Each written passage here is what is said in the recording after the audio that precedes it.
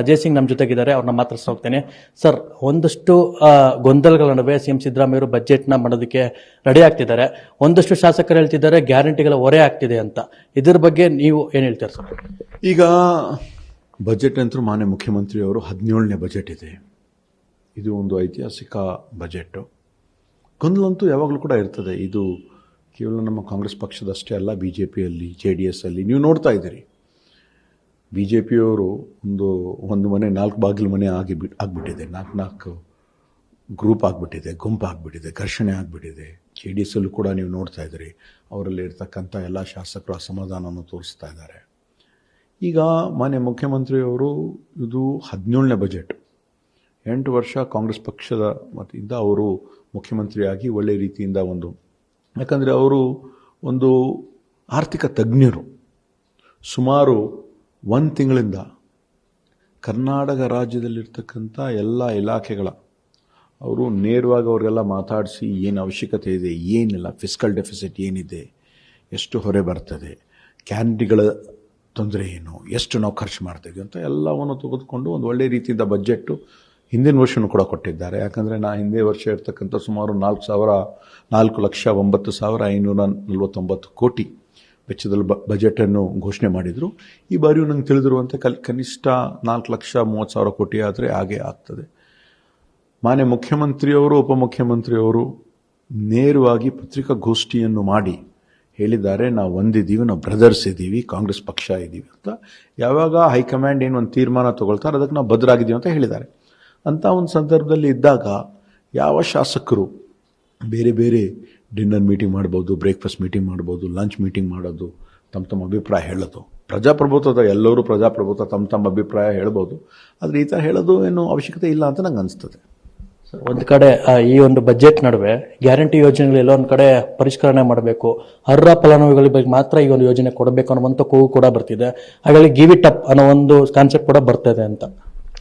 ಈಗ give it up ಅಂತ ಒಂದು ಕಾನ್ಸೆಪ್ಟ್ ಇದ್ರೂ ಕೂಡ ಅದರಲ್ಲಿ ಏನು ತಪ್ಪೇನಿಲ್ಲ. ಇವಾಗ ಕಾಂಗ್ರೆಸ್ ಪಕ್ಷ ನಾವು ಜನರಿಗೆ ಅನುಕೂಲ ಆಗಬೇಕಂತ ನಾವು ಭದ್ರಾಗಿದ್ದೀವಿ. ಹಳ್ಳಿಯಲ್ಲಿರ್ತಕ್ಕಂಥ ಕಟ್ಟಕಂಡ್ರ ಜನರಿಗೆ ಸುಮಾರು ಇವಾಗ ತನಕ 1,20,000 ಕೋಟಿ ನಮ್ಮ ಕರ್ನಾಟಕ ರಾಜ್ಯದಲ್ಲಿ ಇರ್ತಕ್ಕಂಥ 6.7 ಕೋಟಿ ಜನಾಂಗಕ್ಕೆ ನೇರವಾಗಿ ಮುಟ್ಟಕ್ಕಂಥ ಕೆಲಸ ನಾವು ಮಾಡ್ತಾ ಇದ್ದೀವಿ. BJPಯವರು ಕೇವಲ ಉದ್ಯಮಿಗಳಿಗೆ 14 ಲಕ್ಷ ಕೋಟಿ ಸಾಲವನ್ನು ಮಾಡ್ತಾರೆ. ಆದರೆ ರೈತರು ಪ್ರತಿಭಟನೆ ಮಾಡುವಾಗ ಸಾಲ ಮನ್ನಾ ಮಾಡೋಕ್ಕಾಗಲ್ಲ. ಆದರೆ ಅದೇ ರೀತಿ ನಾವಿಲ್ಲ. ಹಿಂದೆ ತಾವು ನೋಡಿದ್ರಿ, ನಮ್ಮ UPA ಸರ್ಕಾರ ಇದ್ದಾಗ, ಡಾಕ್ಟರ್ ಮನಮೋಹನ್ ಸಿಂಗ್ ಪ್ರಧಾನಮಂತ್ರಿ ಇದ್ದಾಗ 72,000 ಕೋಟಿ ನಾವು ಸಾಲ ಮನ್ನಾ ಮಾಡಿದ ಎಲ್ಲದೂ ಉದಾಹರಣೆ ಇದೆ ಅಂದರೆ ಕಾಂಗ್ರೆಸ್ ಸರ್ಕಾರ, UPA ಸರ್ಕಾರದಿಂದ. ಇವಾಗ ಅವ್ರು ಹೇಳ್ತಕ್ಕಂಥ ಏನು ವಿಷಯನೂ ಕೂಡ ಇಲ್ಲ. ಇವಾಗ ಈ ಒಂದು ಗ್ಯಾರಂಟಿಗೋಸ್ಕರ ಪ್ರತಿ ವರ್ಷ ಕನಿಷ್ಠ 52,000 ಕೋಟಿ ಬೇಕಾಗಿದೆ. ಗಿವ್ ಇಟ್ ಅಪ್ ಅಂತ ಇದ್ರೂ ಏನು ತಪ್ಪಿಲ್ಲ. ಇವಾಗ ನಮಗೆ 2,000 ಕೊಡಬೇಕಂದ್ರೂ ಕೂಡ ಅವಶ್ಯಕತೆ ಇಲ್ಲ. ಹೆಂಗೆ ನರೇಂದ್ರ ಮೋದಿ ಅವರು ಕೂಡ LPG ಗ್ಯಾಸ್ ಏನು ಬರ್ತಾ ಇತ್ತು, ಗ್ಯಾಸ್ ಸಿಲಿಂಡರ್ಗೆ ಅವರು ವಾಪಸ್ ಕೊಡುವಾಗಲೇ ಯಾರು ಏನು ಹೇಳಿದ್ರು, ನಾವೆಲ್ಲರೂ ಸ್ವಾಗತ ಮಾಡಿದ್ವಿ. ಈಗ ಯಾರಾದರೂ ಮುಂದೆ ಬರೆದು ಅವಶ್ಯಕತೆ ಇರಲ್ಲ ಕೊಟ್ಬಿಟ್ರೆ ನಾವೇನು ಅಭಿವೃದ್ಧಿ ಮಾಡ್ತಕ್ಕಂಥ ಒಂದು ಅವಕಾಶ ಇರ್ತದೆ. ಇದೆಲ್ಲದರ ನಡುವೆ ಸರ್, ಒಂದು ಕಡೆ ದಲಿತ CM ಕೂಗು ಕೂಡ ಬಂದಿದೆ. ಪರಮೇಶ್ವರ್ CM ಆಗಬೇಕು ಅನ್ನುವಂಥ ಕೂಗು ಕೂಡ ಕೇಳ್ಬರ್ತಿದೆ. ಮಾದೇವಪುರ ಆಗಿರ್ಬೋದು, ಸತೀಶ್ ಜಾರಕಿಹೊಳಿ ಆಗಿರ್ಬೋದು, ಇವರೆಲ್ಲೂ ಕೂಡ ದಲಿತ CM ಒಂದು ಅವಕಾಶ ಮಾಡಿಕೊಡ್ಬೇಕು ಅಂತ. ಈಗ CMದು ಏನು ತೀರ್ಮಾನ ತಗೊಳ್ಬೇಕಾಗ್ತದೆ ಅದು AICC ಹೈಕಮಾಂಡ್ ತಗೊಳ್ತಾರೆ. AICC ಹೈಕಮಾಂಡ್ ವರಿಷ್ಠರು ಸನ್ಮಾನ್ಯ ಮಲ್ಲಿಕಾರ್ಜುನ್ ಖರ್ಗೆ ಸಾಹೇಬರು ನಮ್ಮ ಕರ್ನಾಟಕ ರಾಜ್ಯದವರೇ, ನಮ್ಮ ಕಲಬುರಗಿ ಜಿಲ್ಲೆದವರೇ. ಅವ್ರು ಇಡೀ ಕರ್ನಾಟಕ ರಾಜ್ಯದ ಮೂಲೆ ಏನೇನು ಆಗ್ತಾಯಿದೆ ಪ್ರತಿಯೊಂದು ವಿಷಯ ಅವ್ರಿಗೂ ಗೊತ್ತಿದೆ. ಅವರು ಒಂದು ತೀರ್ಮಾನ ತಗೊಳ್ತಾರೆ.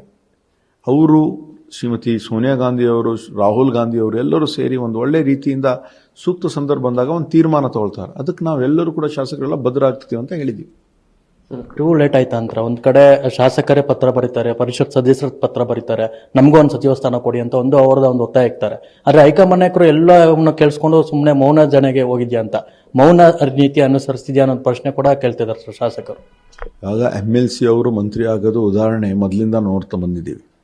ಈಗ ಬಹುಶಃ ಕಡಿಮೆ ಆಗಿರ್ಬೋದು, ಆದರೆ ಹಿಂದೆ ಇರ್ತಕ್ಕಂಥ ಸಂದರ್ಭದಲ್ಲಿ 4-5 ಜನ MLC ಅವರು ಕೂಡ ಮಂತ್ರಿ ಆಗ್ತಕ್ಕಂಥ ಒಂದು ಉದಾಹರಣೆ ನಾವು ನೋಡಿದ್ದೀವಿ.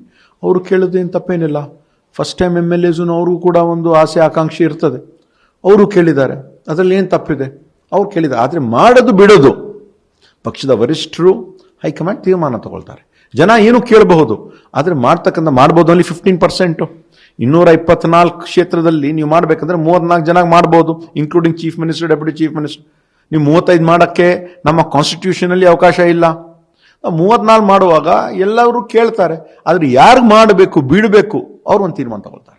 ತಾವು ಕೂಡ ಡೆಲ್ಲಿಗೆ ಹೋಗಿದ್ರಿ, ತಮ್ಗೇನಾದ್ರು ಗುಡ್ ನ್ಯೂಸ್ ಕೊಡ್ತೀರಾ ಸರ್ ಕ್ಷೇತ್ರದ ಜನತೆಗೆ ಏನಾದ್ರು? ಡೆಫಿನೆಟ್ಲಿ ಕಾದ್ ನೋಡೋಣ, ಎಲ್ಲ ಒಳ್ಳೇದೇ ಆಗ್ತದೆ. Okay, thank you. ಇದಿಷ್ಟು ಏನು ಶಾಸಕರಾಗಿರ್ತಕ್ಕಂಥ ಅಜಯ್ ಸಿಂಗ್ ಅವರ ಮಾತಾಗಿತ್ತು. ಕ್ಯಾಮ್ರಾ ಪರ್ಸನ್ ಅನಿಲ್ ಜೊತೆ ಅಭಿಷೇಕ್, ಕರ್ನಾಟಕ ನ್ಯೂಸ್ ಬಿಟ್, ಬೆಂಗಳೂರು.